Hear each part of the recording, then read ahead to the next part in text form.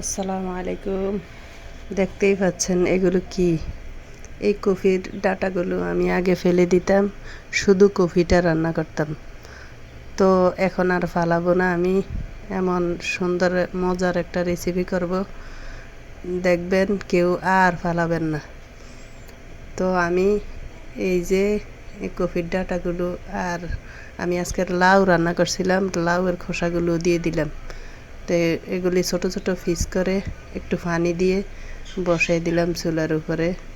বলক আসলেই আমি এখানে একটু লবণ দিয়ে দিব যেন ভালো করে সিদ্ধ হয়, আর দিয়ে দিব কিছুটা কাঁচামরিচ।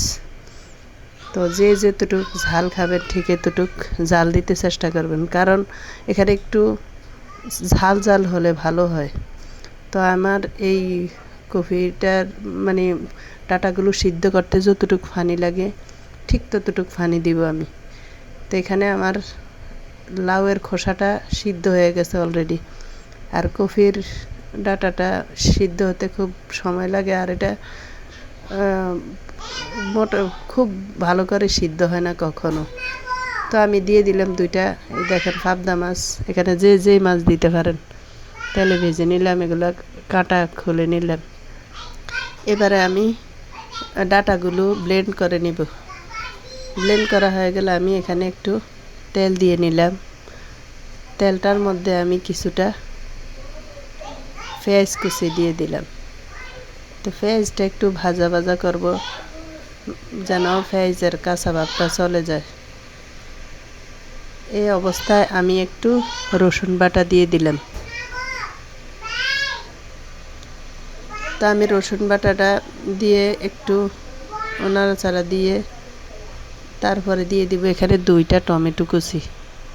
টমেটোগুলি আমি ভালো করে পেঁয়াজের সাথে একটু নেড়ে চেড়ে এটার কাঁচা ভাবটা নিয়ে নিব, যেন টমেটোটা এখানেই গলে যায়।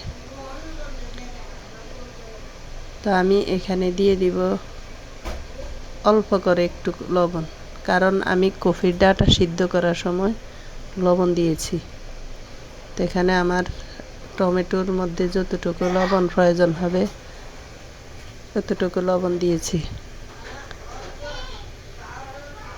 তো এখানে টমেটোগুলি যখন একদম কষে গলে যাবে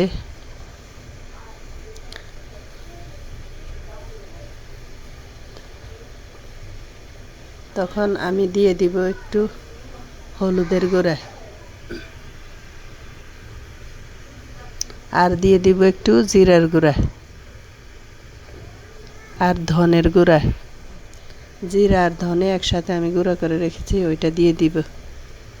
তো আমি কিছুক্ষণ নাড়াচাড়া করার পরে আমি যে ব্লেন্ড করে রাখছি কফির ডাটাগুলা, ওইগুলো আমি দিয়ে দিব।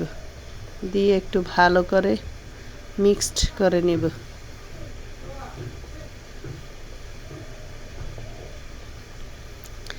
এই কফির ডাটাগুলো যেদিন থেকে আমি রান্না করা শিখছি সেদিন থেকে আর ফেলে দেই না।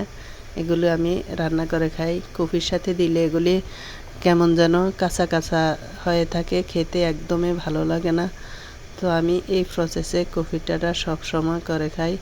এবারে আমি মাছের কাঁটা যে ফালিয়ে দিলাম, ওই মাছটা আমি দিয়ে দিলাম। মাছটা দিয়েও একটু কিছুক্ষণ নাড়াচাড়া করব।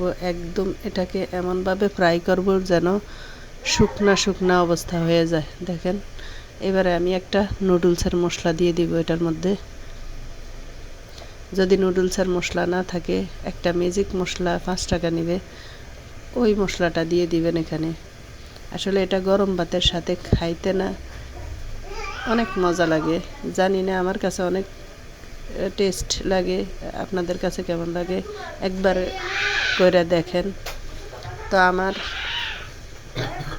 রান্নাটা শেষ হয়ে গেল। এবার আমি গরম ভাতের সাথে এটা পরিবেশন করব। তো আপনারাও একবার বাসায় এটা ট্রাই করে দেখতে পারেন। একটা লাইক দিয়ে পাশে থাকবেন।